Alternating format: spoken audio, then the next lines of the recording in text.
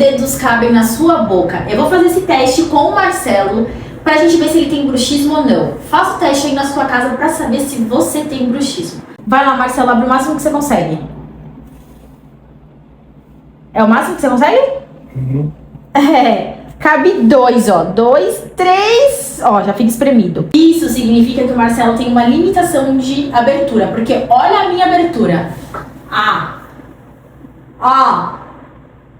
Olha quantos eu consigo colocar. 4 dedos. Ou seja, ele tem um bruxismo tão severo que ele não consegue mais quase abrir a boca. Então eu vou te ensinar e também ensinar para o Marcelo uma liberação para que consiga aos poucos aumentar essa abertura de boca. Para a gente melhorar essa limitação dessa articulação que está limitando abrir a boca, o primeiro exercício é passar, ó, com o dedo polegar com bastante força, ó, até aqui em cima, vai aliviando. Esse movimento aqui de circular a mandíbula que você vai fazer com o seu polegar são 10 vezes. Agora com os 2 dedos vai fazer movimentos de zigue-zague, ó. 1, 2, 3, 4, 5, 6, 7, 8. 1, 2, 3, 4, 5, 6, 7, 8.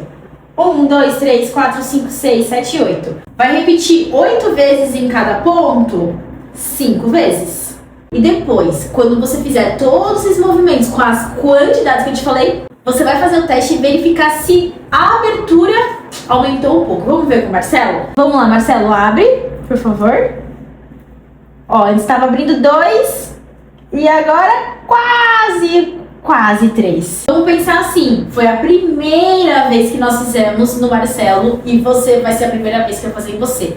Não acho que vai ser do dia pra noite que vai melhorar, mas aos poucos e com consistência e constância você vai conseguir melhorar a sua abertura.